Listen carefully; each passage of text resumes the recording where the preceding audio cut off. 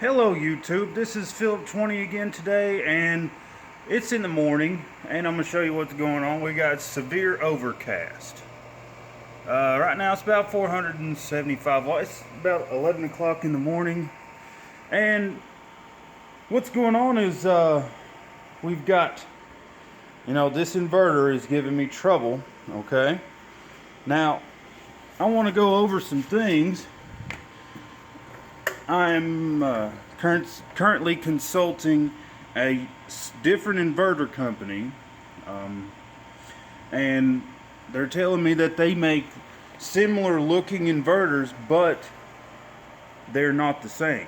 They have different internal parts. And I was looking at the photographs of the circuit boards and the transformers on these low frequency inverters. The outside casing looks like an Ames inverter, but the inside parts are different. So that tells me it's a different type of inverter. I want to go over what you guys think. Should I switch to 48 volts? All I have to do to switch to 48 volts is I'll put another piece of wood here, okay? You'll see another piece of wood here. I will take the wires that are in here and I will pull them out.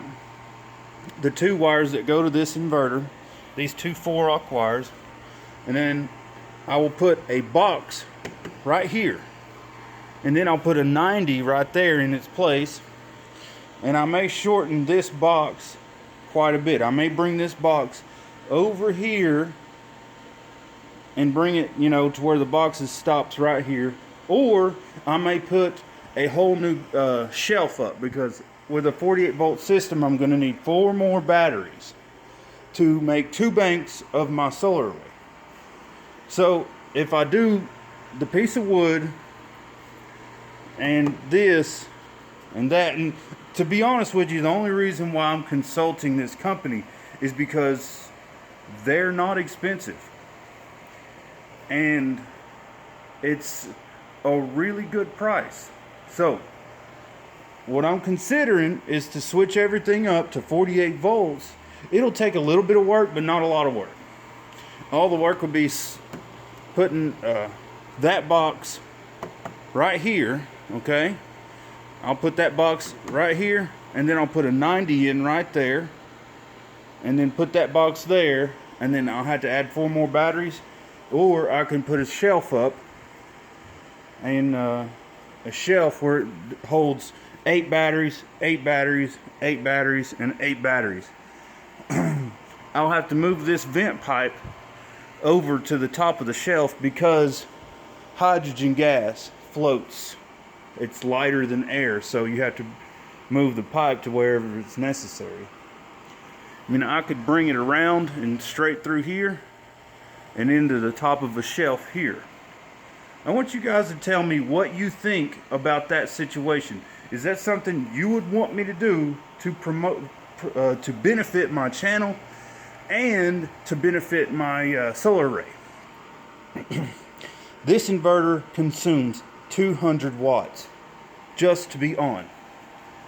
And the one that I'm looking at consumes 81 watts, is what he told me. The book, he says, is 85 watts. I've read the book from front to back, and it looks like a pretty good deal. To switch to 48 volts, which would be really nice. Then I'll have this 24 volt inverter. I could put on a separate battery bank and charge the batteries with the internal charger through 240 volts. I could put another circuit right there, and it'll charge the batteries, and then I wouldn't need an output like this. I would set it up to run the dryer. Now, wouldn't that be cool? Because I don't have to use this to charge the batteries. I already got a charger inside of this charge controller. I would just set it up as a separate battery bank at 24 volts. That would run my dryer, and then I would have 6,000 watts for my dryer and then I would have 6,000 watts for my house, which is a 6,000 watt inverter. And I mean, I can't stress to you how much I need to get it set up to where I can turn my computer equipment on and off. So that's something I'm interested in.